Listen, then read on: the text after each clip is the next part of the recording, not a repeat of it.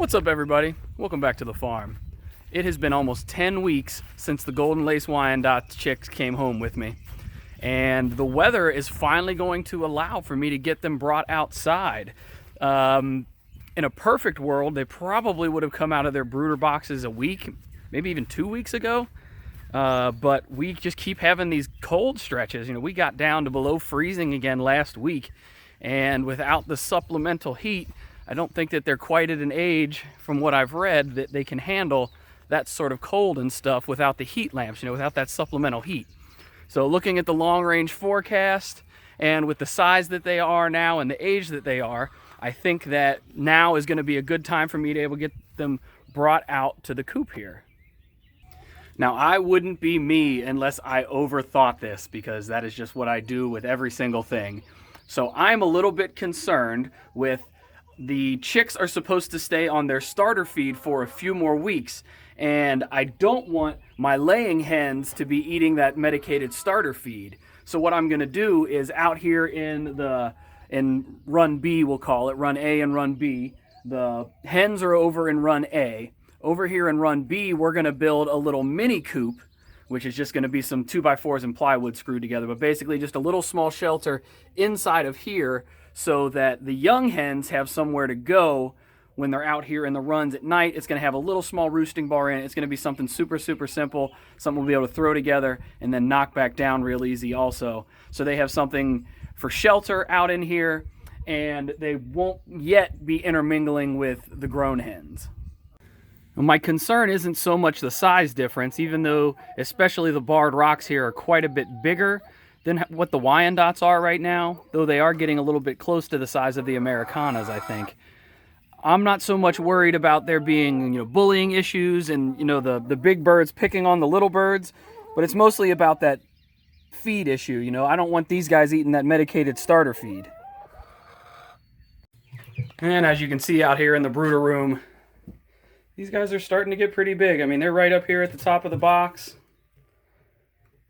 Gonna have a heck of a time getting them out of here without them jumping out at me. Like I said, it'd have been nice to be able to get them out of here a couple of weeks ago, but the weather just hasn't quite been allowing that to be possible, and I am not brave enough to put a heat lamp out there inside my coop. Just seems like an accident waiting to happen.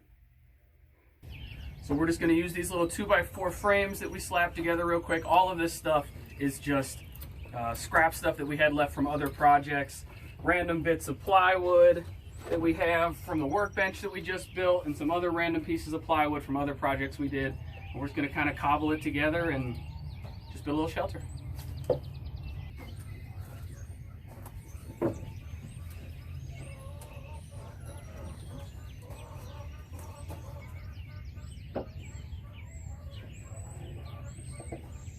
Start with this side, and then we'll do this side.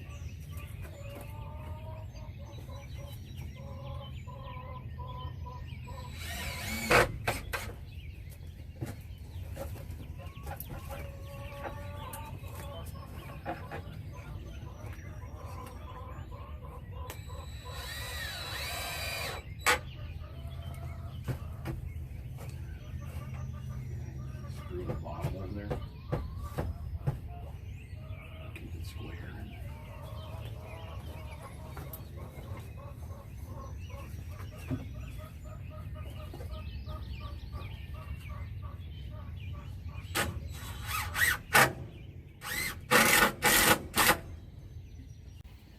Well, before we finish up here and get everything all closed up, there is a roosting bar that we put in here. I don't think you probably could see that from the other angle. So we're going to close up the side here and the top, and then this will just be their little entrance. And this is more for just to keep them out of the weather and give them a place to feel safe to go at night, more so than, I think, like I said earlier, I'm not really going to have to worry about the temperature issues and that kind of stuff anymore, but just to give them a place to go to feel safe. So now before we move them over there, we're going to go ahead and clip one of the wings. You only need to clip one side, because really what you want to, if you clip both sides, eventually they'll build up the musculature that they'll be able to fly again, so you kind of want to have them lopsided. So it's these longer feathers out here at the end that are their primary flight feathers. Those are the ones you want to trim. and you just want to make sure that you're out here on the long feathers and you don't get back here into the wing.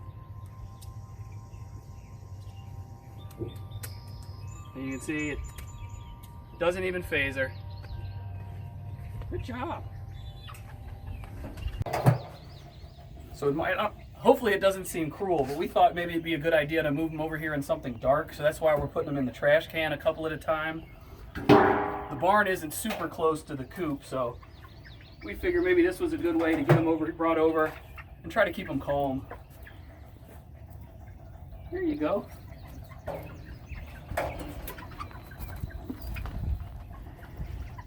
You're all right.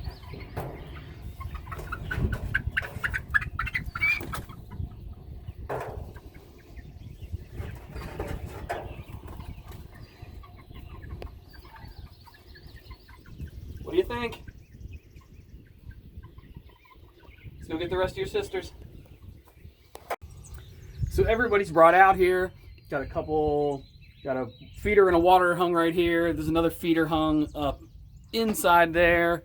Second water over here. So there should be plenty of food, plenty of water for obvious reasons. Everybody's a little bit stressed out and they're all up in the little temp coop right now.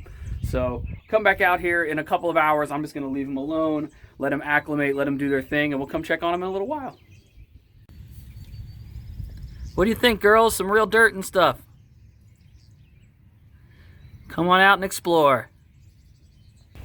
All right, we're waiting a couple of hours to see how they were doing. It's turned into a couple of days, just because that's how things go. So I'm gonna try to sneak over here to the coop and see if I can't get a little video of the girls. They have been coming out of the little temporary coop and exploring around inside of the run, but they are still pretty skittish. So I'm gonna see if I can get up here without chasing them all back inside. Well, they definitely are still pretty skittish. They're not quite used to me yet. But they are coming out, which is nice.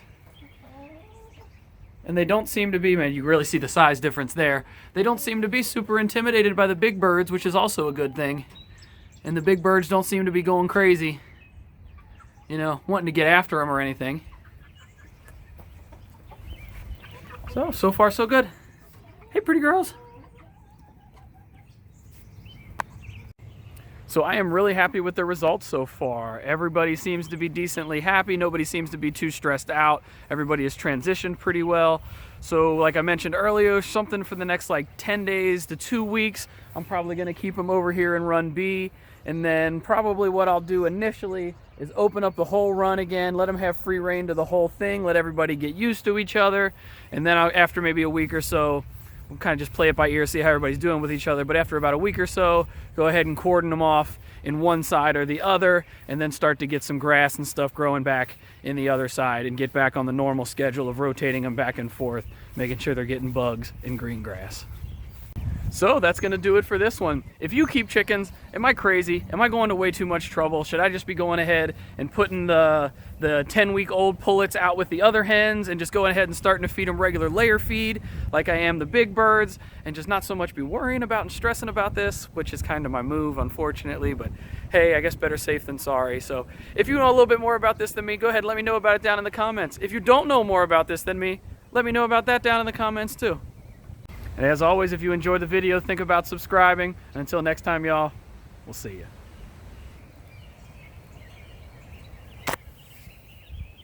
Hey, mister.